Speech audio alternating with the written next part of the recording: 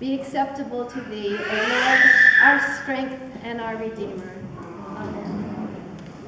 Oh, this is not on.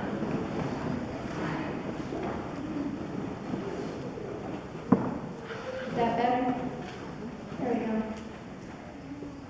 So I've been dancing while I've been getting this sermon ready.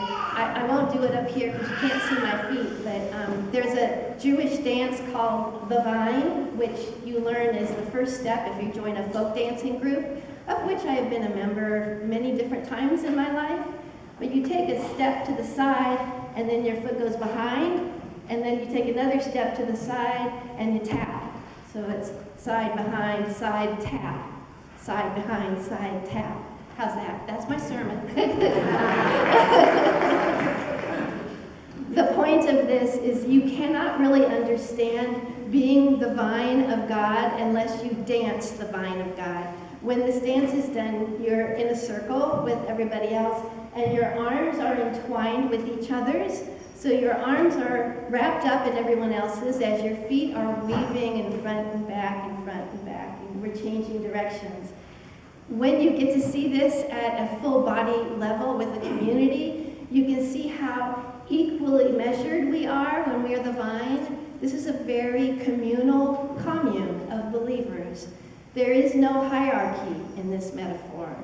We know from many different writings that, including Luke and including John, that the earliest Christians did share everything in common. They had their Eucharist meal together as a family, and they went to meetings together to pray together as one family, sharing food, sharing whatever they had with one another. So this metaphor of the grapevine is a different take on the parable that we hear from the other Gospels about the owner of the land who lives far, far away, and he has tenant farmers who are not taking good care of his vineyard. You remember that one? Here we have God himself who's taking care of the vineyard. So there's no bad tenant in this story.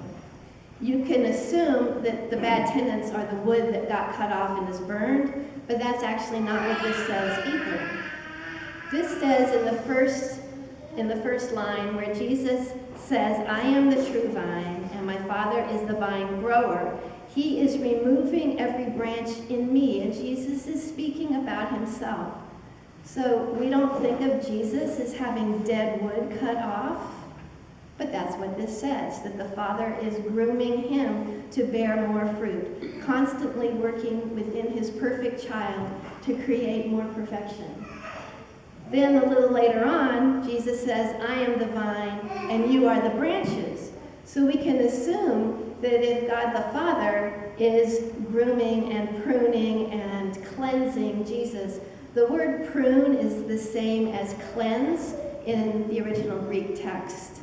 So we're being cleansed, we're being pruned, just as Jesus is, because Jesus is. So what happens to him happens to us. But then you take the metaphor a little further, and it shows us that we are constantly receiving the sap. We share sap. The tree, the vine itself shares sap with the branches. So there's this living, breathing fluid that runs among us. We normally refer to that as Holy Spirit, but here you can envision it as you are part of this vine. The vine also has roots that go very deep into the earth. The Jewish people have their heritage and their God who goes back generation after generation, reaching down into the earth. Above the earth, the branches reach up into the sky. So we are this beautiful vine planted by God and part of God. No one can separate us from the love of God in this metaphor of the vine. We are as one as anyone can get. No one can tell who is who's the leader. We're all just exactly the same. And this desire to be cleansed is something we do every Sunday when we say that prayer at the beginning of our service. Cleanse us from our, what is that prayer? Pardon me. I've got lines in my brain. Almighty God, to you all hearts are open, all desires known. and from you no secrets are hid. Cleanse the thoughts of our hearts. Prune us. We're begging God to prune us with that prayer. So here's another take on it. Just before this, in the Gospel according to John, he's talking about his Father's house having many dwelling places. The word dwelling is a pair with the word dwell. You dwell in a dwelling, just as the word abide is paired with an abode. You abide in an abode, you dwell in a dwelling, right? So when we say our Father's house has many rooms, we're saying our Father's house has abundant, millions, numerous dwellings for each one of us. And it's already there prepared for us because we are already working on making our way to it, that we're never far apart from where we're going to end up. You have to think like John. All right. The other thing that this says that is so hard for us to get our heads around is that we have innumerable abiding places within us that we're inviting not only God, but Jesus into, so that we are equally receiving God into us as God is receiving us into himself. Now, most of us guard with an iron door some of the secrets we would rather not share with God or with our neighbor. We all have these closed parts of ourselves. Is there any hiding from a God who is sharing the Spirit like sap in a tree? No, God already knows.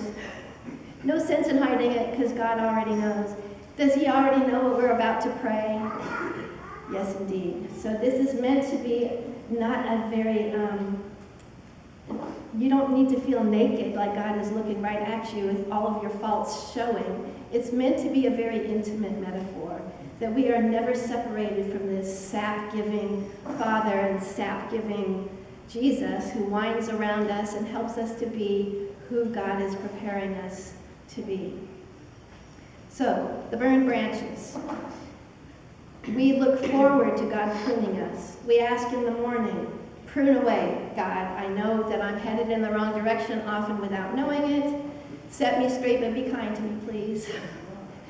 And throw it away and burn it, but help me to then help others. The main point of this reading of how close we are with God is to produce fruit. We are grapevines. What do we make out of grapes? Wine. We want us to become wine that everyone can drink. So, in order to bear fruit, we have to be pruned, and we have to burn the dead wood. Should we welcome this pruning? Yes. Should we ask for it in the morning? It's not usually something that comes to the top of your want list. Please prune me. It hurts to be pruned. You have those moments where you think back on something ridiculous you said at a party and say, was that me? Did I really say that? That's pruning. You get a decision about what to do about the ridiculous thing that you said. You can say, I'm sorry. You can forget about it. But we get to work on these issues with God, who is a part of us. This reading is now in the Easter season, so we are to see the transfiguration of being risen from death as this grapevine that has been pruned and cleansed and is bearing so much fruit that it does things like this. Philip is drawn to this Ethiopian eunuch to explain the verse from Isaiah that the Ethiopian eunuch was reading, to ask if he wanted to be baptized, to take him to the water and baptize him. Those are all fruits of the vine. And just like the Holy Spirit does interesting things in resurrection time, Philip is whisked away so that when the Ethiopian eunuch man comes up out of the water, Philip is nowhere to be found. He is so abundant with fruit that God just snaps him up and puts him somewhere else. Do that again, please, Philip. What you're doing is what I want my grapes to do. So let God mash you down. Let the vines weave around you and dance a little bit, because this Holy Spirit that is connecting each one of us to each other is full of joy and love and good fruit and a vision of the future, which many of us are too afraid to picture because it's just too beautiful. Amen.